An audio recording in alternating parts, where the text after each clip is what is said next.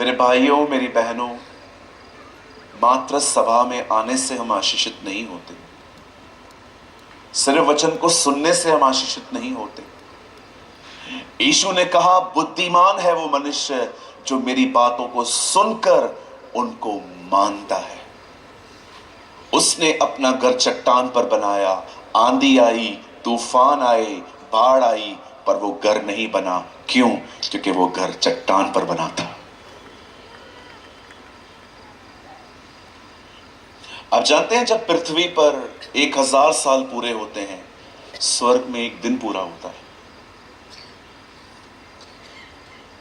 पतरस में लिखा है, प्रभु की दृष्टि में 1000 वर्ष एक दिन के समान है। जब यहां पर 1000 ईयर्स पूरे होते हैं, वहां पर सिर्फ एक दिन पूरा होता है। अगर आपको मैं पूछूंगा कि बहन भाई, प्रभु को जाते हुए कितने समय हो गया है, आप कहेंगे 2000 साल से ज्यादा। आप परमेश्वर से पूछोगे, प्रभु आपके बेटे को ऊपर है कितना टाइम हो गया, वो आपको कहेगा 2 दिन। आमीन। आज के वचन को शुरू करने से पहले मैं फिर से कहता हूं, परमेश्वर हर एक के लिए सेम है। यीशु ने कहा, जो डाली फलती है पिता उसे छांटता है ताकि वो और फले। आप चाहते हैं परमेश्वर आपको साइड करके और आशीषित करे, तो आपका एक कर्तव्य है कि आप उसके प्रति गंभीर बने। यू नो, जो लोग शराब पीते हैं ना, उनको यूहन्ना 2 अध्याय बहुत पसंद है, क्योंकि उसमें यीशु ने पानी को, कई लोगों मैं पूछता हूं, शराब पीते हो? हाँ, हम पीते हैं। कहां लिखा है बाइबल के अंदर? हाँ, यीशु ने पानी को दाखरस बनाया। दाखरस बनाया, उसमें अल्कोहल कब मिलाया? मैं ये बातें क्यों बता रहा हूं? क्योंकि आज का वचन बहुत इंपॉर्टेंट है, और जो सेवा करते हैं आपके लिए तो बहुत ज्यादा इंपॉर्टेंट है। आप सब तैयार हैं? पीछे वाले तैयार हैं?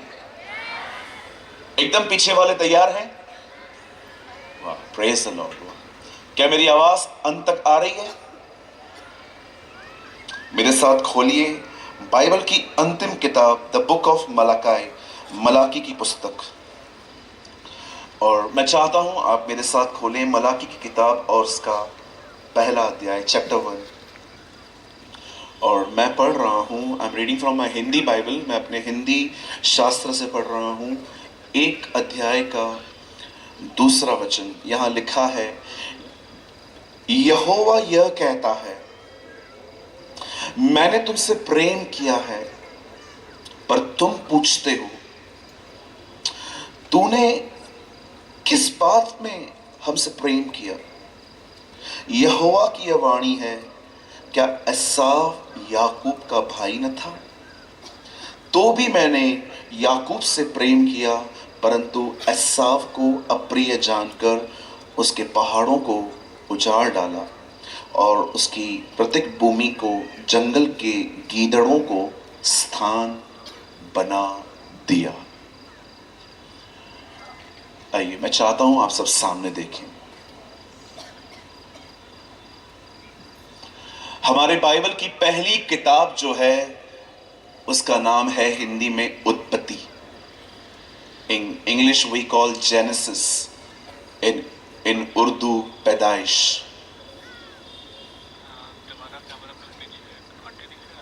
और हमारे बाइबल के पुराने नियम की अंतिम किताब है मलाकी। परमेश्वर इस किताब के अंदर इज़राइल से एक बात कहता है। मैं आपको बताना चाहता हूं कि परमेश्वर की इस किताब के अंदर उसकी इनर कंडीशन क्या थी। परमेश्वर इन लोगों से फेडअप हो चुका था। परमेश्वर इन लोगों पर गिव अप करने के ऊपर था। और परमेश्वर इससे पहले कि इन लोगों के ऊपर गिव अप कर दे, उसने लगभग उनके ऊपर अपना काम करना बस उसे बंद ही करना था, तब परमेश्वर उन लोगों को 2 भाइयों का जिक्र करता है।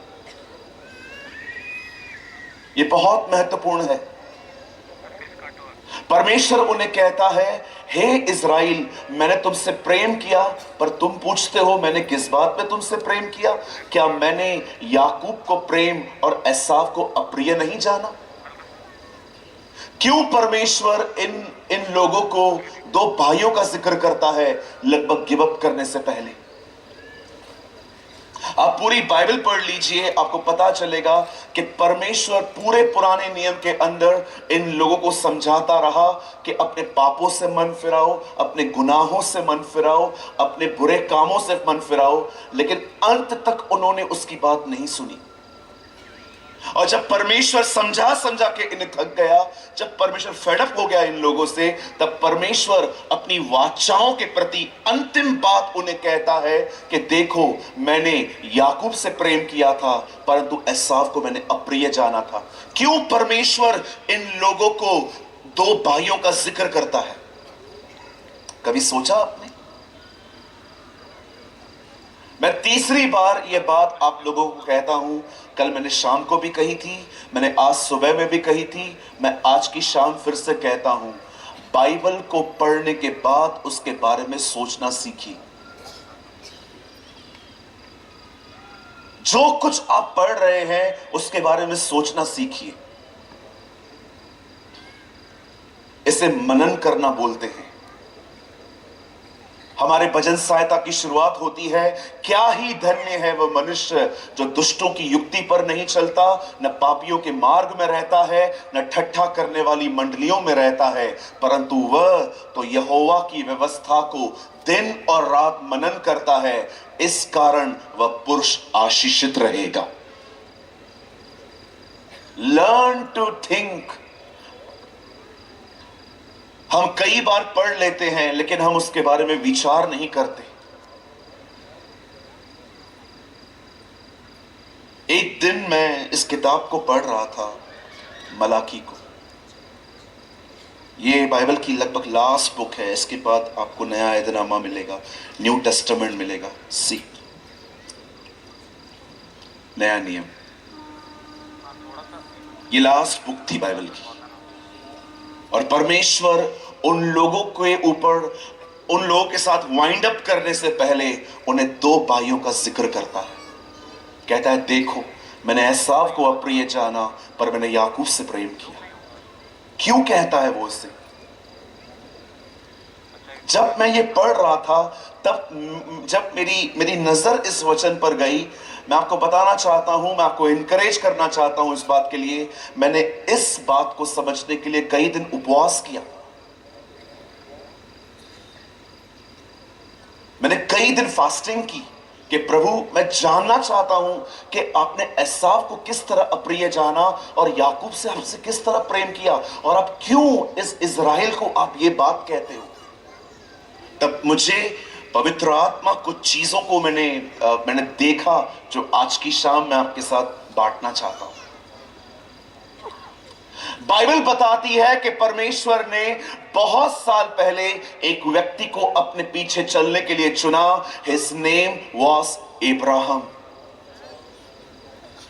उसका नाम इब्राहिम था। बाइबल बताती है जब परमेश्वर ने उसे अपने पास बुलाया, उसकी कोई संतान नहीं थी, पर परमेश्वर ने उसे वादा किया कि परमेश्वर उसे संतान देंगे और उसकी संतान कनान में रहेगी। इसीलिए परमेश्वर विश्वास के द्वारा उसे वहां से निकालकर उस देश में ले गया। इब्राहिम 100 साल के थे जब उन्हें सारा से एक पुत्र उत्पन्न हुआ जिसका नाम उसने इसहाक रखा। मैं आपको बताना चाहता हूं, उस समय सारा की उम्र 90 साल थी। और जब सारा ने एक पुत्र को जन्म दिया जिसका नाम उसने आइजक, इसहाक रखा, बाइबल बताती है जब इसहाक बड़ा हुआ तो इसहाक की शादी हुई, और इसहाक की शादी एक रिबेका नाम की गर्ल से हुई। और जब रेबेका गर्भवती होती है तो उसके पेट में 2 बच्चे आते हैं, जिसमें से एक का नाम याकूब और एक का नाम एसाव था, जो ट्विंस थे।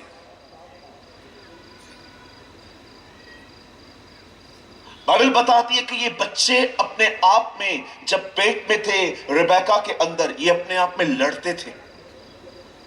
कई बार एक दूसरे को किक मारते थे, लात मारते थे। और कई बार रेबेका को इतना दर्द होता था कि वो चीखती थी कि ये बच्चे मुझे मार देंगे। मैं पहली चीज आपको बताना चाहता हूं यहां पर, मैं चाहता हूं आप सब ध्यान दें। जानते हो ये लड़ाई क्यों हो रही थी?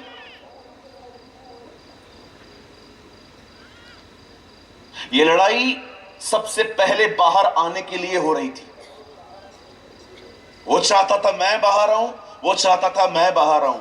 आपको लड़ाई और झगड़े सिर्फ वहां पर मिलेंगे जहां पर लोग नंबर 1 आना चाहते हैं, और कहीं पर भी आपको लड़ाई नहीं मिलेगी। आज कौन लोग लड़ते हैं? जिन्हें पद चाहिए, ताकत चाहिए, पोजीशन चाहिए। नम्र व्यक्ति कभी नहीं लड़ सकता। आज भी आप उन लोगों को लड़ते हुए देखोगे जिनको पोजीशन चाहिए, जिनको ताकत चाहिए, जिनको चीजें चाहिए। 2 भाई थे, उन्होंने कहा चल झगड़ा करते। क्या कहा? चल झगड़ा करते। तो बोला झगड़ा कैसे होता है? उन्होंने ऐसा किया, उन्होंने कहा देख ये चीज मैं रख देता हूं, तू बोल मेरी है, मैं बोलता हूं मेरी है, इससे झगड़ा होगा। तब उन्होंने वो चीज रख दी। एक ने कहा ये मेरी है, दूसरे ने कहा ठीक है तेरी है। उसने बोला नहीं नहीं नहीं नहीं नहीं, ऐसे नहीं, तू बोल मेरी है। उसने कहा चलो ठीक है। दूसरी बार वो चीज यहां पर रखी गई और कहा गया अरे ये चीज मेरी है। उसने कहा ठीक है तेरी है। उसने कहा नहीं ऐसा नहीं करना है, तू बोल मेरी है। बोला ठीक है चलो। तीसरी बार उसने वो चीज रखी और कहा ये मेरी है। उसने कहा ओके तेरी है। कहिए अपने बाजू वाले को सब तेरा है, लड़ मत। प्रॉपर्टी के बात पे झगड़ा करते हैं आजकल। अरे लेके जाने दो, कौन सा हम लोग ऊपर लेके जाएंगे?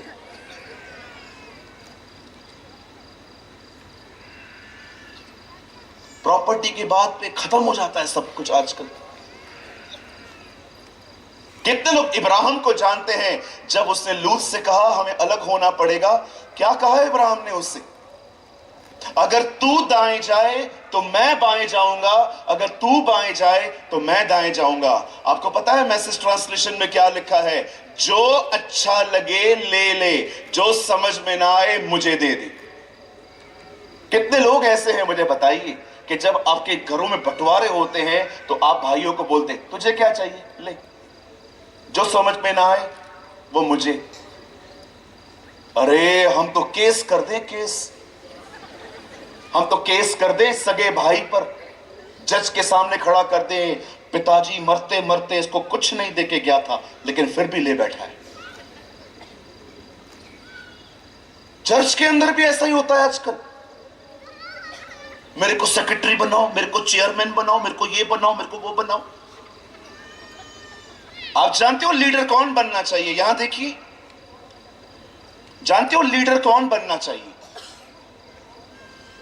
Who is a true leader?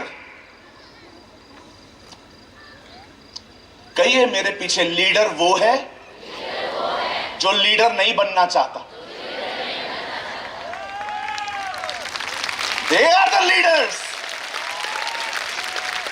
They are the true leaders. आप पढ़िए कलाम पाक को, वचन कहता है जो मिनिस्ट्री करना भी नहीं चाहते थे उन्हें भेजा गया।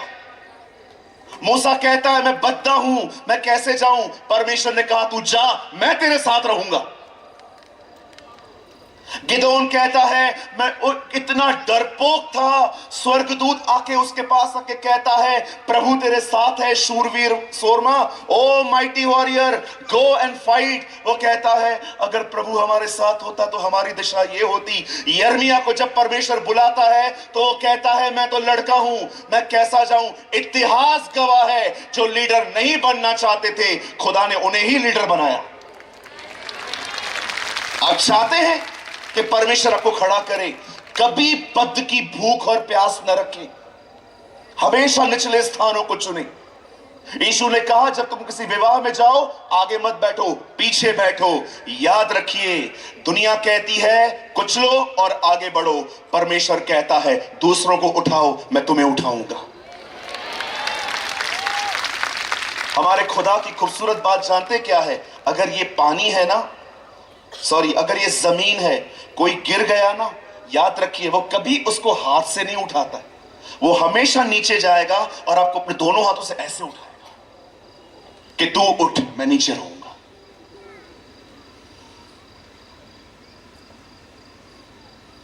घर के अंदर भी बहुत सारे लोग मुखिया बनना चाहते हैं, बहुत सारी बहनें मुखिया बनना चाहती है।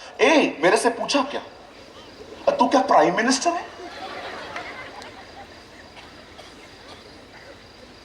सब काम मुझसे पूछा करो, क्योंकि मैं हिटलर के खानदान का हूं। तो जर्मनी में पैदा होते आप, यहां क्यों पैदा हो गए? हर जगह पे जहां पर जिनको बड़ा बनना है ना, हमेशा लफड़े यही लोग करते। ये देखो अंदर ही लड़ रहे थे, वो एक दूसरे को मार रहे थे। तू नहीं जाएगा बाहर, वो बोलता था मैं जाऊंगा बाहर। कहिए अपने बाजू वाले को, नीचे रहो। बोलिए बोलिए, पीछे वाले भी बोलिए, बोलिए नीचे रहो। यस, हमारे प्रभु की पहली आज्ञा क्या है मत्ती में? धन्य है वे जो मन के दीन है, स्वर्ग का राज उन्हीं का है।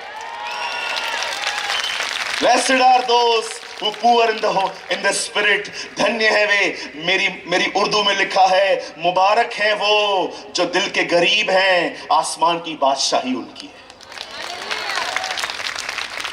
एक ट्रांसलेशन में लिखा गया है, मुबारक है वो जो फकीर हैं।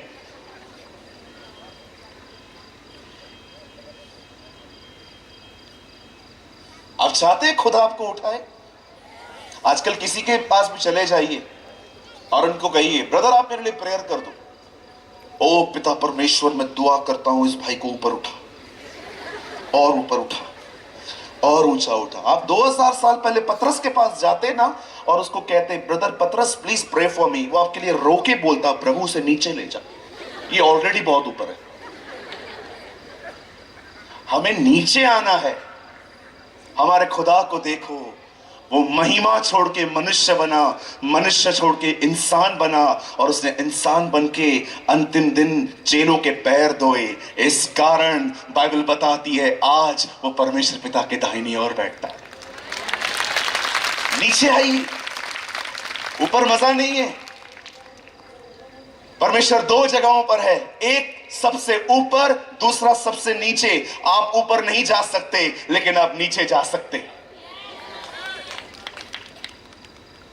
एक दिन ये लड़ रहे थे, बोलिए याकूब और एसाव लड़ रहे थे। अब जानते हो क्या हुआ? जैसे ही इनका जन्म हुआ, एक्चुअली याकूब बाहर आना चाहता था ज्यादा, लेकिन कौन बाहर आया? बोलिए एसाव। ओके, आपको अपने पास वाले को बोलना है, एसाव बाहर आया। बोलो, वो पहले बाहर आया। हाँ, अब जानते हुआ क्या? ये दोनों लड़के एक ही घर में रह रहे थे, ये दोनों एक ही परिवार के बच्चे थे। याकूब हमेशा से तलाश करता था कि कब मुझे इसकी पदवी मिलेगी। एक दिन बाइबल बताती है कि एसाव जंगल से आ रहा था और याकूब दाल बना रहा था। बोलिए दाल। हाँ, वो दाल बना रहा था, और जैसे वो दाल बना रहा था, एसाव वहां से दौड़ दौड़ के थक कर आता है और याकूब से कहता है, हे तू क्या बना रहा है? बोलता है मैं दाल बना रहा हूं, मुझे भी चाहिए, मुझे बहुत भूख लगी है। वो बोलता है दूंगा, एक शर्त है। क्या? अपने बड़े होने का जो पद है वो मुझे दे दे, वो मुझे दे दे। एसाव ने कहा, मुझे क्या करना है इस बड़े पद से, ले ले, मैं तो मरा जा रहा हूं, दाल दे दे। और बाइबल बताती है उसने अपने पहलोठे होने का पद बेच डाला। आजकल बहुत सारी चीजें ना कागजों पर होती हैं। कितने लोगों ने यह कहावत सुनी थी पहले या आज? प्राण जाए और वचन न जाए। ये उन दिनों में होता था, जो मुंह से निकला वो हो जाता था। याकूब ने उससे कहा मुझे आपका पद चाहिए, उसने कहा ले ले, और बाइबल बताती है दाल के कटोरे के कारण सौदा किया गया।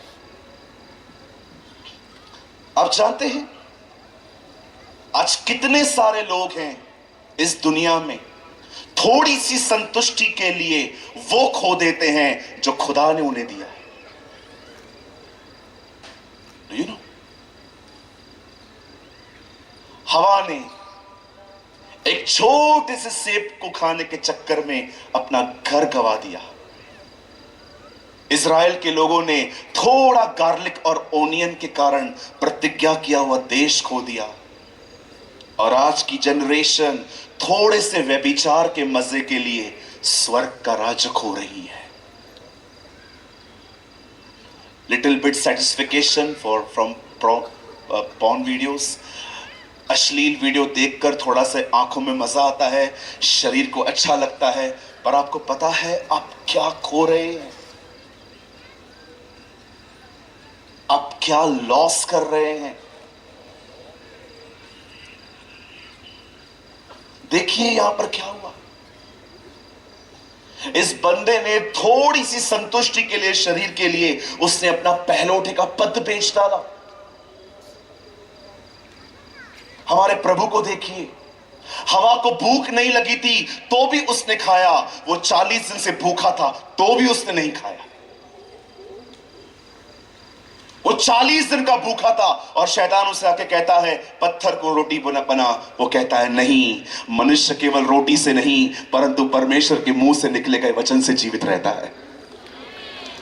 लेकिन हवा को देखिए, भूख भी नहीं लगी थी तो भी उसने तोड़ के खा लिया।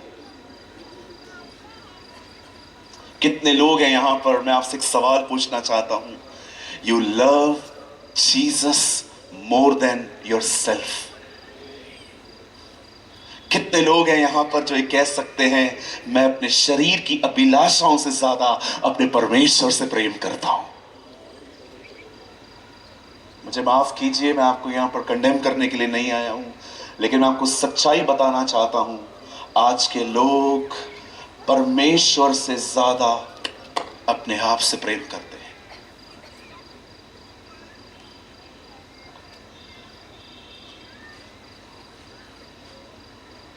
या इट्स ट्रू, ये सच है।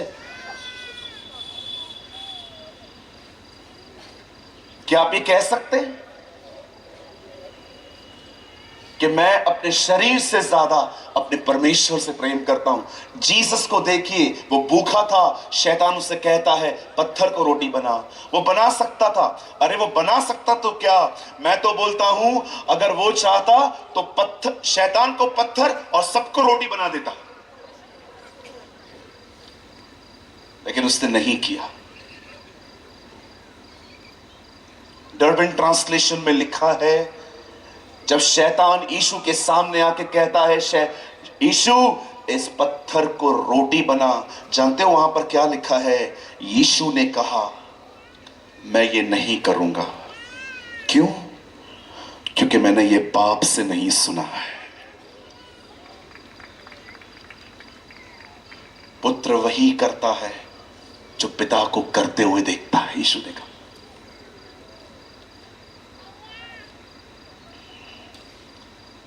I will never operate my gift outside the will of my Father. मैं अपना कोई वरदान परमेश्वर की इच्छा के बाहर इस्तेमाल नहीं करूंगा।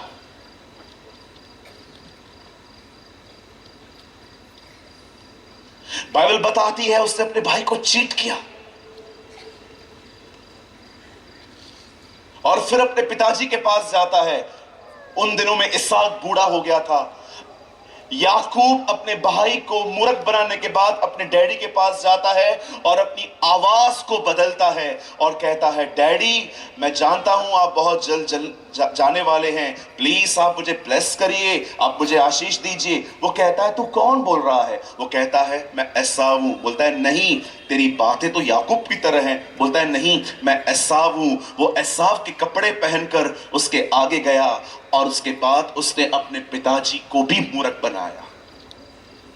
पहले भाई को मूर्ख, अब पिताजी को मूर्ख। जब ये सारी बातें हुई तब रिबेका जानती थी कि जब एसाव को पता चलेगा कि उसने क्या कर दिया है तो वो उसे मारेगा। तब रिबेका याकूब को कहती है, तू मेरे भाई अपने मामा लाबान के पास चला जा। अब कहानी में कौन आता है? बोलिए लाबान। हां, जानते हो लाबान कौन था? कहिए याकूब से बड़ा चीटर। कभी कभी परमेश्वर एक चीटर को बदलने के लिए उससे दूसरे चीटर को मिलाता है। आपको पता है ये बात? कभी कभी परमेश्वर एक चीटर को बदलने के लिए क्या करता है? उसको उससे बड़े चीटर से मिला देता है कि ये तुझे सुधारेगा। अभी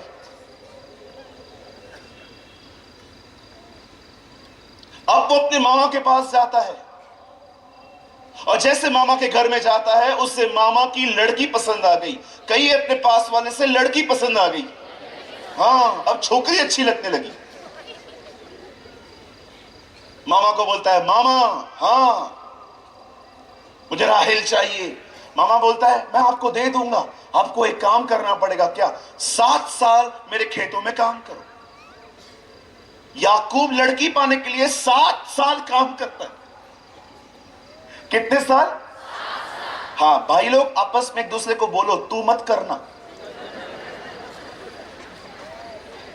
हाँ, कही अपने बाजू वाले को, आप मत करना। अरे 7 साल मेहनत करो, बिल्डिंग बन जाएगी। 7 साल उसने काम किया और 7 साल के बाद जब लड़की पाने की बारी आई, वचन कहता है उसने रात को वो शादी करवाई। ये बाइबल की पहली शादी है जो रात को हुई। जब याकूब सुबह उठा तो उसे पता चला ये लड़की कोई और है। वो मामा के पास जाके कहता है, मामा ये आपने क्या किया मेरे साथ? मुझे राहेल चाहिए थी, ये तो आपकी दूसरी बेटी लिया है। वो कहता है, तुझे राहेल चाहिए? हाँ, 7 साल और काम कर। इसलिए मैंने कहा, देखो खुदा कभी कभी एक चीटर को बदलने के लिए उसे दूसरे चीटर से मिलवा ही देता है। अब याकूब ने 7 साल और काम किया राहेल को पाने के लिए। जानते हो वहां क्या लिखा है? राहेल को पाने के लिए याकूब को 7 साल भी छोटे लगे। जो लोग खुदा से प्रेम करते हैं ना, उनको अनंत जीवन भी छोटा लगेगा। बिकॉज यू लव जीसस, क्योंकि आप उससे प्रेम करते हैं। 14 साल के काम करने के बाद बाइबल बताती है याकूब अपने मामा लाबान को हाथ जोड़ के कहता है, अब मुझे जाने दे, अब मैं वापस जाऊंगा। अब वो अपने बच्चों को, अपने पूरे परिवार को लेकर निकला। उसके 12 बेटे थे। उसकी एक बेटी थी दीना। और जब वो अपने पूरे परिवार को लेकर अपने गांव में वापस लौटने की तैयारी में था, आप जानते हैं उसके साथ क्या हुआ? और जब वो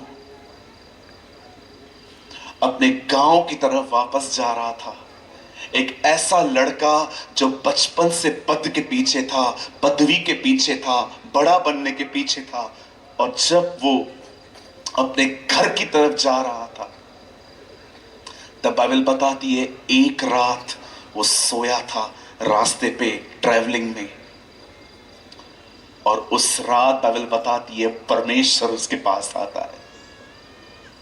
आप जानते हैं याकूब के साथ मल्ल युद्ध होता है,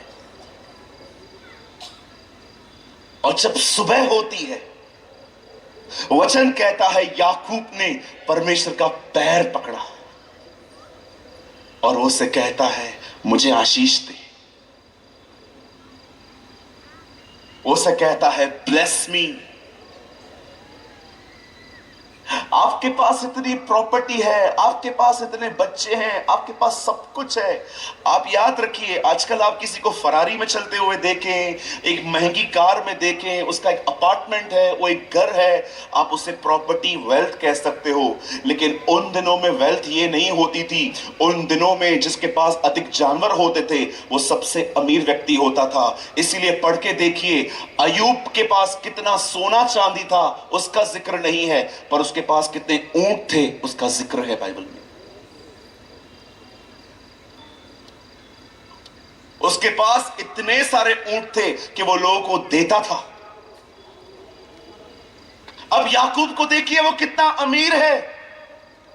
उसके पास भेड़ हैं, बकरियां हैं, दास हैं, दासियां हैं, बच्चे हैं, सब कुछ है। लेकिन जब खुदा सामने आता है तो उसको, खुदा को पकड़ के कहता है, हे परमेश्वर मुझे आशीष दे। ब्रदर, आपके पास तो सब कुछ है, आप क्या मांग रहे हो? आप जिस दिन याकूब परमेश्वर से मिला, उस दिन वो जान गया जो कुछ है वो सुविधा है, आशीष ये बंदा है। मैं आप में से हर एक को बताना चाहता हूं, कार, गाड़ी, बंगला, पैसा, हेल्थ, वेल्थ, ये सारी अच्छी बातें हैं, पर मैं आप में से हर एक को बताना चाहता हूं, हमारी सबसे बड़ी महान आशीष परमेश्वर खुद है। God is our blessing. परमेश्वर ही हमारी सबसे बड़ी आशीष है। उससे बढ़कर हमारे लिए कोई बात नहीं होनी चाहिए। मैं लोगों से हमेशा कहता हूं, तुम आशीषों के पीछे भागते होंगे, मैं अपनी आशीष के साथ रहता हूं। I live with my blessing. मैं आपसे पूछना चाहता हूं, आपकी नजर में आशीष क्या है? कितने लोग हैं यहां पर जो ये कह सकते हैं, ब्रदर परमेश्वर ने जो दिया उसका धन्यवाद, लेकिन सबसे बड़ी आशीष तो खुदा खुद है। God is a blessing. God is our blessing. Uncle Dhinakaran हमेशा कहते थे कि परमेश्वर से बढ़कर कोई आशीष नहीं हो सकती। यस, अंकल दिनकरन हमेशा कहते थे, जब वो बीकेसी में मीटिंग्स लेते थे मुंबई में, वो हमेशा कहते थे खुदा से बढ़कर कोई आशीष नहीं हो सकती। इस बंदे को देखिए, इसने परमेश्वर के पैर को पकड़ा और कहा मुझे आशीष दे। कभी आपने सोचा, सब कुछ है उसके पास, अब क्या मांग रहा है? तब परमेश्वर उसे आशीष देने से पहले उसे एक बात पूछता है, सेम क्वेश्चन जो 25 साल पहले उसके पिताजी ने उससे पूछा था। इसहाक ने उससे पूछा था, तेरा नाम क्या है? उसने कहा मैं एसाव हूं। और सेम क्वेश्चन 25 साल के बाद परमेश्वर पूछता है, तेरा नाम क्या है? जानते हो इस बार क्या कहता है? मैं याकूब हूं। जानते हो याकूब नाम का मतलब क्या होता है? याकूब नाम का मतलब है ग्रैबर। ग्रैबर का मतलब होता है झपट के लेने वाला, छीन के लेने वाला। ये उसके नाम का अर्थ है। जिसे हम इंडियन में ऐसे कह सकते हैं 420, 420, ये उसके नाम का अर्थ है। जब वो परमेश्वर से कहता है कि हे परमेश्वर मैं याकूब हूं, तब परमेश्वर उसे आशीष देता है। और जानते हो आशीष क्या थी? परमेश्वर उसे कहता है, आज के बाद तू याकूब नहीं होगा, आज के बाद तेरा नाम इस्राएल होगा। यू विल बी इस्राएल। अब जानते हो इस्राएल का मतलब क्या होता है? इस्राएल का मतलब होता है एक ऐसा व्यक्ति जिसमें भले ही पाप है पर पाखंडीपन नहीं है। आप जानते हो पाप और पाखंडीपन में क्या फर्क होता है? पापी का मतलब होता है जो गुनाह करता है, पाखंडी का मतलब होता है जो सब कुछ करे फिर भी दिखाए मैं अच्छा हूं। इसीलिए यीशु ने नए नियम में जब नतनएल को अपने पास आते देखा तो क्या कहा? देखो ये सचमुच इजरायली है, इसमें कपट नहीं है। यीशु ने यह नहीं कहा कि इसमें पाप नहीं है, उसने कहा देखो इसमें कपट नहीं है, जो ये अंदर से है वही ये बाहर से है। परमेश्वर ने उसे कहा, सुन, आज तू अपने पाप को मान रहा है ना, तू कह रहा है ना मैं याकूब हूं, आज मैं तुझे एक नया नाम देता हूं, तू आज से इस्राएल है, तू निष्कपट है। मैं आपसे एक सवाल पूछ सकता हूं? क्या मैं आपसे क्वेश्चन पूछ सकता हूं? हमें से यहां पर कौन है जो ये कह सकता है कि मुझ पे पाप नहीं है? याद रखिएगा, परमेश्वर पापी को टॉलरेट कर सकता है, पाखंडी को नहीं। परमेश्वर एक ऐसे बंदे को टॉलरेट कर सकता है जो गुनाहों में भरा पड़ा है, लेकिन वो कभी किसी पाखंडी को टॉलरेट नहीं करता। एक बहन यीशु के सामने रखी गई, वो पाप में गिरी थी, प्रभु ने उसको अंत में कहा, जा फिर पाप मत करना। जीसस के दाहिनी ओर क्रूस पर चोर टंगे हुए थे, उसमें से एक को वो कहता है, आज ही तू मेरे साथ स्वर्ग लोक में होगा। व्यभिचारी माफ किए गए, हत्यारे माफ किए गए, लेकिन जब वो फरीसियों से मिला तो वो उन्हें कहता है, तुम नरक से कैसे बचोगे? How can you escape from the damnation of hell? तुम उससे कैसे बचोगे? क्यों प्रभु ने उन पर दया नहीं दिखाई? आज मैं आप में से हर एक से पूछना चाहता हूं, क्या आप एक ऐसे व्यक्ति हैं जो पाखंड से मुक्त है? भले ही पाप में हैं, लेकिन आप अपने आप को आत्मिक नहीं दिखाते, क्योंकि आप जानते हो कि हम नहीं हैं। इससे पहले कि परमेश्वर उसे इज़राइल कहे, उसने पहले अपने आप को याकूब कहा। यहां पर जरूर कुछ लोग होंगे जो सिर्फ और सिर्फ रविवार को स्पिरिचुअल होते, Monday to Saturday double life.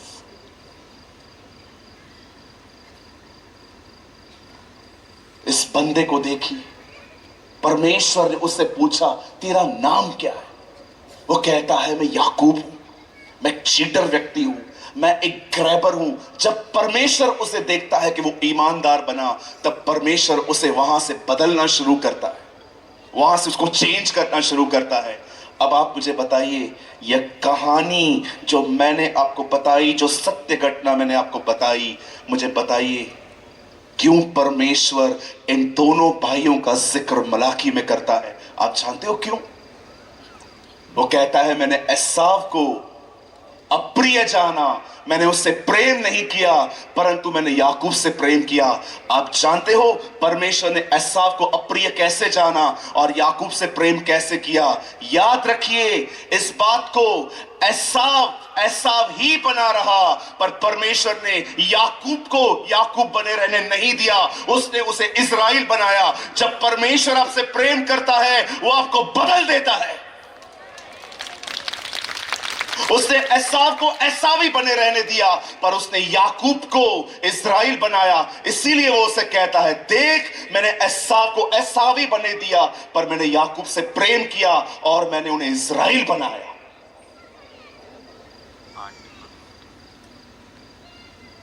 मैं बहुत इसे पढ़ता हूं और मैं देख रहा था, प्रभु तूने एसाव से कैसे बैर किया? आपने देखा, उसे सब कुछ दिया है खुदा ने, तेल के कुएं दिए हैं, सब कुछ दिया है, बड़े बड़े पहाड़ दिए हैं, बड़े बड़े देश दिए हैं, पर परमेश्वर ने एसाव को एसाव ही बने रहने दिया। लेकिन जानते हो उसने याकूब से कैसा प्रेम किया? उसने उसे इज़राइल बनाया, उसे परमेश्वर ने बदल दिया। याद रखिए, परमेश्वर की सबसे बड़ी आशीष कार, बंगला, गाड़ी, मिल्कियत ये सब नहीं है। परमेश्वर की सबसे बड़ी आशीष ये है कि वो आपको अपने पुत्र यीशु की तरह बनाए। This is a blessing. यही कारण है कि उसे स्वर्ग से अपने कलीसिया को पवित्र आत्मा दिया, ताकि कलीसिया उसकी तरह बने। मैं आप में से हर एक को कहना चाहता हूं, क्या आप हर व्यक्ति जो इस ग्राउंड पर है, क्या आप पवित्र आत्मा के प्रति समर्पित हैं? जब परमेश्वर आदम को बना रहा था, तब परमेश्वर ने जब उसके लिए एक औरत बनाई, याद रखिए, हवा नाम उसे आदम ने दिया, पर परमेश्वर ने उसका नाम हवा नहीं रखा था। परमेश्वर ने उसे कहा, मैं सहायक बनाऊंगा। कौन सी चीज में वो सहायता करती थी आपको पता है आदम की? वो खेतों में काम करवाती होगी, वो फल तोड़ तोड़ के उसे देती होगी, वो उसकी सेवा करती होगी। याद रखिए, पुराने नियम की जो सहायक थी हवा, वो आदम के बाहरी तौर पे काम करती थी, लेकिन नए नियम में यीशु मसीह ने भी कहा कि मैं ऊपर जा रहा हूं और मैं पिता से प्रार्थना करूंगा कि वो तुम्हें सहायक दे। यीशु ने कहा वो ही सहायक जो मैं प्रार्थना करूंगा। आप जानते हो, पुराने नियम का सहायक आदम को बाहर से मदद करता था, नए नियम का सहायक हमें अंदर से बदल देता है। वो हमारे अंदर भेजा गया है ताकि हमारे अंदर से याकूबपन बाहर निकले और हम एसाव की तरह नहीं, हम याकूब से इस्राएल बन पाए। मैंने एसाव को अप्रिय जाना, मैंने एसाव को एसाव ही बने रहने दिया, लेकिन मैंने याकूब से प्रेम किया। मैं आपसे पूछना चाहता हूं, क्या इन दिनों में परमेश्वर आपको बदल रहे हैं? क्या आपकी गाली देने की आदत खत्म हो गई? क्या आप ये कह सकते हो, अब मैं हर एक को बहुत आसानी से माफ कर लेता हूं? क्या आप ये कह सकते हो कि मैं किसी की निंदा नहीं करता? मुझे बताइए, सबसे बड़ी आशीष यह है कि आप जो हो, खुदा आपको वो बने रहने नहीं देगा, वो आपको बदल देगा। कितने लोग इस तरह आशीषित हुए? आई फील सैड, मैं सच्ची कहता हूं, मुझे दुख होता है उन लोगों को देखकर जो अपने लाइफ में सिर्फ और सिर्फ इन वर्ल्डली थिंग्स को ब्लेसिंग बोलते। मैं कभी उनको जज नहीं करता कि आप गलत हो, आप क्या कर रहे हो, पर मुझे कभी कभी लगता है कि कितना कुछ मिस कर दिया है।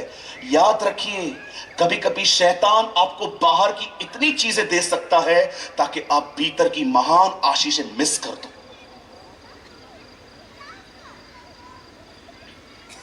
Did God love you like Jacob? क्या परमेश्वर ने आपसे याकूब की तरह प्यार किया है? मैंने एसाव को एसाव ही रहने दिया, पर मैंने याकूब से प्रेम किया। यही चीज खुदा इज़राइल को बता रहा है, मैंने तुमसे प्यार किया, मैंने तुम्हें बदलने की कोशिश की, लेकिन अब मैं गिव अप कर रहा हूं। आप जानते हो, ये आखिरी किताब है। इसके बाद आप देखिए, नया नियम आता है। परमेश्वर ने इज़राइल पे काम करना बंद कर दिया, उसने नया काम स्टार्ट किया, कलीसिया, चर्च। उसने नया काम शुरू किया, चर्च। मेरे भाइयों, मेरी बहनों, समर्पित होना सीखिए।